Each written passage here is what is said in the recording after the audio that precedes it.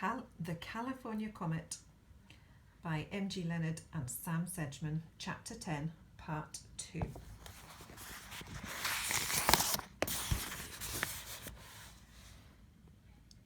Uncle Nat had been pulled aside by two police officers. The square-jawed man nodded as a boxy blonde officer talked into her radio, and Uncle Nat pointed to Hal.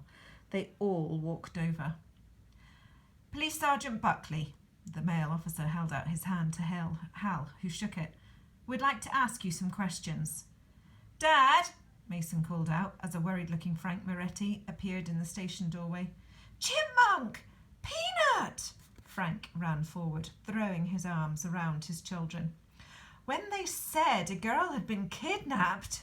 He clutched his heart and shook his head. There were tears in his eyes. "We're okay, Dad." Hadley hugged him tight. "I heard the scream. Everyone on the train rushed to the windows. I ran through the carriages looking for you."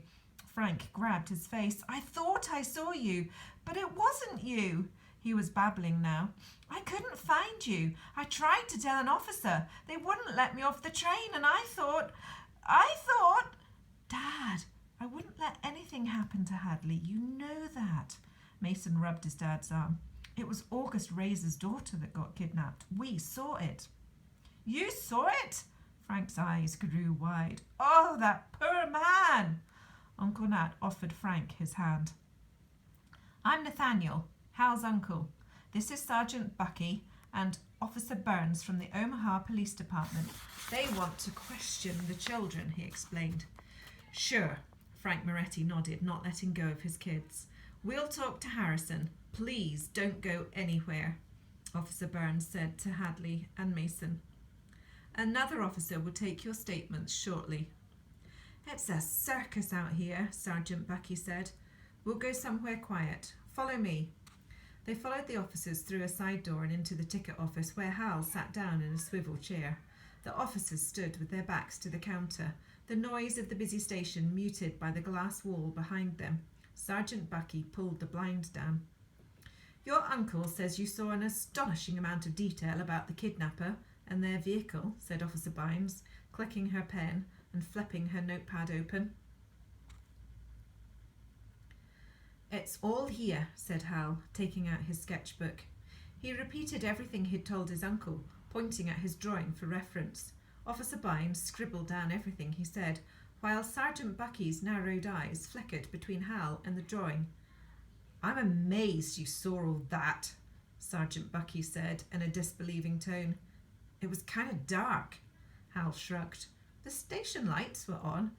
"Next you'll be telling us how much the kidnapper weighed," he joked.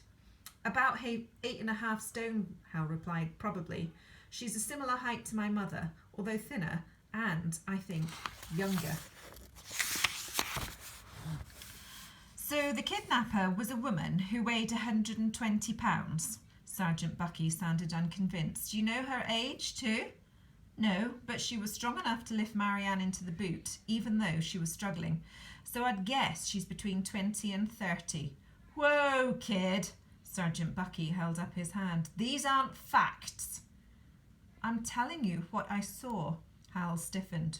"A drawing isn't evidence," Officer Bynes said sweetly. Uncle Nat leaned forward. "You have the license plate from Hal, the make and colour of the car?" Officer Bynes nodded.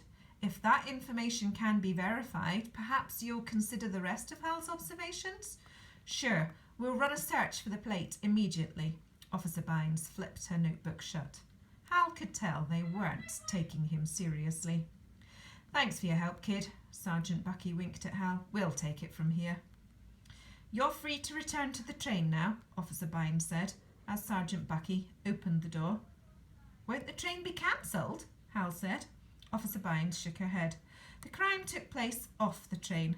We're interviewing all witnesses, looking for possible leads. The Razor party will have to remain in Omaha, and we are searching the train now, but there's no need for us to hold up the good, honest people travelling to San Francisco.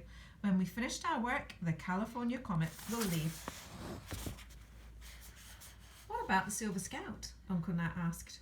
"Once we finished examining it, it'll stay with the Comet. Mr. Razor wants it to take him to his home in San Francisco, so it'll be locked up and then detached in Emeryville. Stepping out of the station building, Hal ducked his head at the deafening clatter of helicopter blades. He was momentarily blinded by a dazzling spotlight. He blinked to clear his vision and saw, further up the platform, Officer Bynes walking towards Vanessa Rodriguez. She took something out of the pocket of her leather jacket and showed it to Officer Bynes. Then the pair of them walked away talking. "What are you looking at?" asked Hadley as she came out of the station. "That woman, Vanessa Rodriguez. She's in the roomette opposite ours. I was wondering why the police would want to talk to her. Maybe she saw something out the window." "Whoa, a search copter!" Mason shielded his eyes with his hand. "Have you seen Hot Pursuit, the TV show? The bad guys never get away when there's a search copter on their tail. This is awesome. Marianne will be rescued in no time." "I hope they throw the kidnappers in jail," Hadley said, and Hal nodded. "Did the police question you?" "Yeah, Sergeant took our statements," said Mason. "I could use a drink," Frank Moretti said, wiping the sweat from his brow. "I think the cafe's still open. Do you kids want ice cream? It's great for shock. I know about these things. I'm Italian." Hadley and Mason cheered. "I'd like an ice cream," Hal said to his uncle. "Can I go? I couldn't go to sleep now if I tried." "Would that be okay with you, Mr. Moretti?" Uncle Nat asked. Mr. Moretti nodded. "I won't let him out of my sight. And please call me Frank." "Thank you, Frank." Uncle Nat smiled sadly at Hal and said in a low voice, "I am really sorry I let you down. Go and be with your friends. Eat ice cream. I'll be in the roomette if you need me." "Working?" Hal said accusingly. Uncle Nat looked down and nodded. "The newspapers want the story for tomorrow.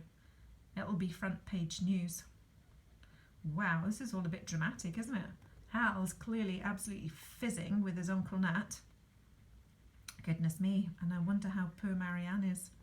Hoo-hoo, we'll find out some more next time. Bye for now.